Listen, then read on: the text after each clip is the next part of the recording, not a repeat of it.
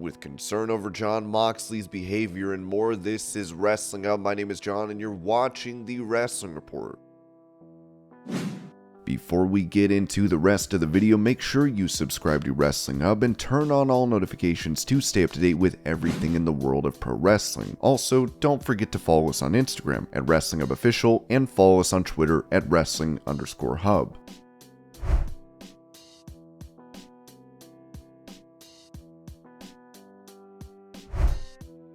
Talking about his run in WWE with Steve Fall of 10 Count, UFC Hall of Famer Ken Shamrock said that, "I think that there's a few guys that were writers there, and you hear it all the time when people talk about how they fell short with really doing anything with myself or even a few other people. They just didn't know what to do with me. They already created Stone Cold. They created the Bret Hart. They created this Attitude Era type thing. But it was almost like they just never really put me in that position to be that guy, like the guy that brought the attitude. So it just felt like every single time I would start to do something, it was almost like they had so much going on that I just wasn't one of the important roles. It was almost like it was The Rock and Stone Cold and The Undertaker and Mankind. Don't get me wrong, those guys were huge. Any other generation, I probably would have been right up there. I would have been out there in a main thing. But because there were so many guys that they had roles for, there was probably about 7 or 8 of us that were in that era that they just didn't really have a commitment to. They just didn't commit to really finishing off whatever it is or storylines that we were doing. They would involve us because we were an important piece to be involved, but we were never the main focus of these storylines. You see what they did with Brock, you see what they did with Goldberg and Kurt Angle and Ronda Rousey. You've seen it, but it was almost like because I was the first, I'm the one that opened the door to all of this. They didn't know what to do. I think after I was there, these other ones came in and somebody figured out how to use it. Like, wow, these guys are real, let's use it. When I came there, it was almost like I was this eye candy, but they didn't build a story around it. It was kind of like, let's use him to build other people.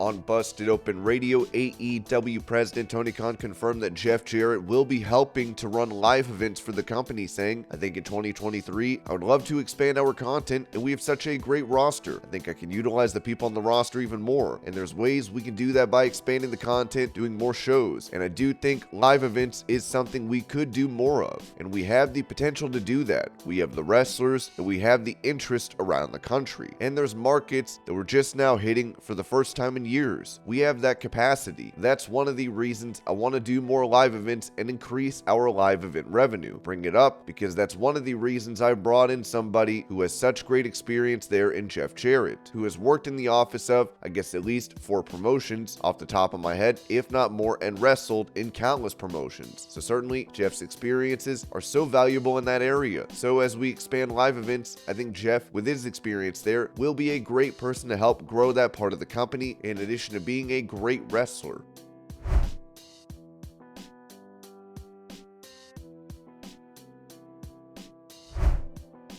Speaking of Tony Khan, former WCW President Eric Bischoff touched on their verbal exchanges, telling Fightful, "I think what Tony says is funny because he reminds me of a 15-year-old kid that's got too much money and doesn't know what to do with it, and he's running around, bouncing off walls, trying to make some sense out of stuff. Look, I never said that every match on every show needs to have a story, but your top 3 or 4 should, and I encourage Tony, who has an employee by the name of Kevin Sullivan, who was formerly a director in TNA, not the booker. 2 different Kevin Sullivans. Kevin Sullivan, the producer and the director, works for Tony, and Kevin Sullivan has a show Bible that I created for Spike TV Viacom while I was there. I would encourage Tony to look at that because it really illustrates to someone who's never done it before how you make sure your A story, your B story, your C story, your D story all have structure and all carry out over the course of 3 or 4 months. Then your stories underneath that, your opening matches, your mid-card matches, when you're introducing your talent or trying to establish talent that is yet to be established. They don't necessarily need to have a backstory. You can just bring people out and just showcase them. That's fine as long as you have legitimate story and well-structured story for your top 4 matches. That's what I've said all along. But Tony has a tendency to ricochet off walls and say stupid because he doesn't really understand much about the industry really. He's a wrestling fan with a lot of money. It's a $100 million vanity project. Good for him. I mean, who wouldn't want to be Tony Khan? Who wouldn't want to have $100 million or $1 billion to go play in whatever sandbox sandbox you want to play in. Then of course, you're not going to want to be criticized by people who have done it before, but that's just human nature, I guess.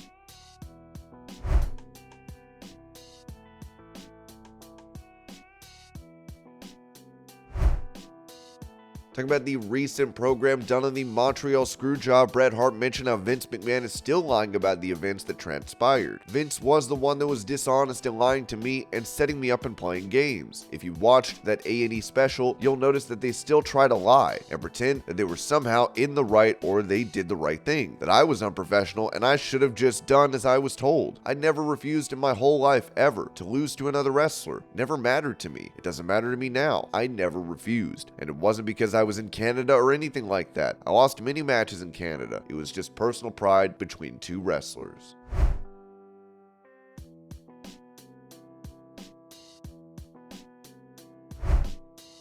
Speaking about his history of injuries, WWE Hall of Famer Kurt Angle compared his back issues to his broken neck. Ever since high school, I had some back problems in high school, but I didn't have any as serious as up until this moment. The thing is, with my back, it was really painful. What I want to tell you is this: breaking my neck 5 times, it debilitates you, where you can't do certain things, especially in your arms. Your arms go numb and sometimes you lose strength in your arms. Your back controls everything. You can't do anything when your back is hurting. I'll give you an example. Randy Orton just had surgery on his back. He literally couldn't do anything. This surgery is actually hopefully saving his career, but that's how much back problems can affect you as a pro wrestler.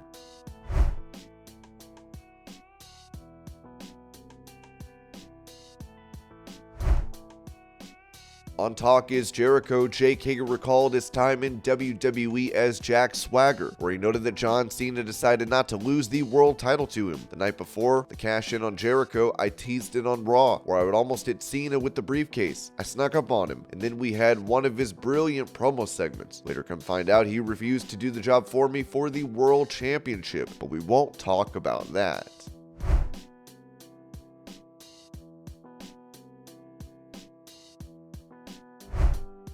Recalling his involvement in the Elimination Chamber match in 2012, Santino Marella discussed how he thought there was a chance he would become world champion since he made it to the end of the bout against Daniel Bryan. Yeah, it's funny. One of the things I'm most known for is coming a fraction of a second away from being the world champion. I was talking with Pete Dunne, and now they actually call it the Santino spot. Everybody around the world who was watching that pay-per-view thought, oh, this guy is gonna win it. We got everybody. Man, even at the end, when he had his finishing move on me and I was fighting out of it, I swear I still thought there was a chance, you know? Mike Chioda was in Gorilla and he was watching Vince McMahon and he was like, man, I swear he was this close to calling it on the fly and changing it. It would have been crazy.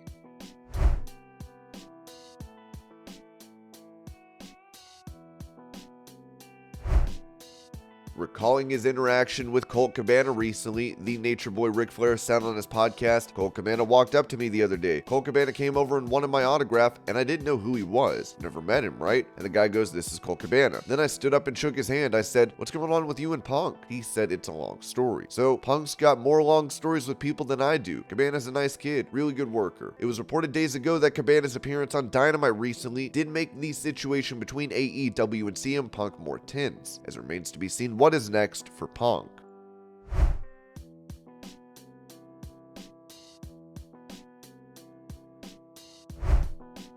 When asked about Adam Cole's absence from AEW as he's been out of action after suffering a torn labrum and a serious concussion, Bobby Fish told Steve Fall of 10 Count, you know, our business is a rough business, but it's the only contact sport really with no off season. You know, even like MMA and stuff. You know, guys will train for a fight camp, have the fight, and then they're off for a bit. And like, sometimes people, I think, lose their mind when it comes to a guy stepping away for a little bit. Sometimes it's injury related and sometimes it's not as injury related as people think. I just think the appetite that the wrestling audience has to know everything, it just gets bizarre sometimes. I mean, sometimes, like, you know, people need to be human because at the end, none of us are performers 24/7. So yeah, when people need to go away, give them their space, give them some time, you know, they'll be back.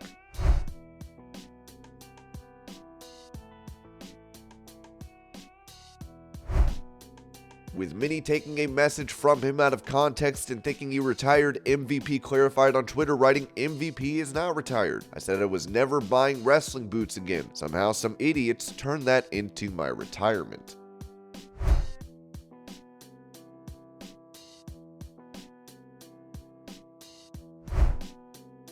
Reacting to Jon Moxley's appearance on Dynamite ahead of his title defense tonight, many fans were concerned for Mox based on his behavior as they wrote, "Serious question. Is Moxley okay? He seemed really off in this segment. I hope it's just him being mentally checked out waiting for his vacation. But with his history, there's always a concern with things like this. AEW, would it kill the champion of the company to know that the pay-per-view is Saturday and not Sunday?" He said it twice. I mean, Jesus. Probably needs rehab again. Tony doesn't test and doesn't care about that in the wrestlers that works for him. When people were doing the before-after pics of his sobriety, I remember when he was drinking. Dude always had a red beat face and looked tired. Hate to say it, but all signs are pointing at him being back on the sauce.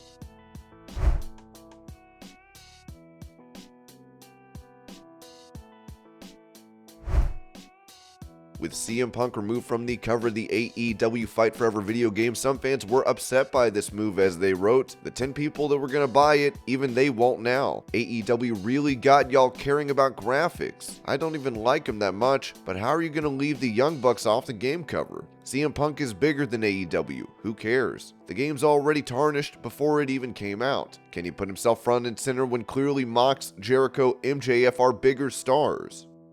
And this was your Pro Wrestling News Update. I hope you're all having a great day. Thank you so much for watching, and I'll see y'all later.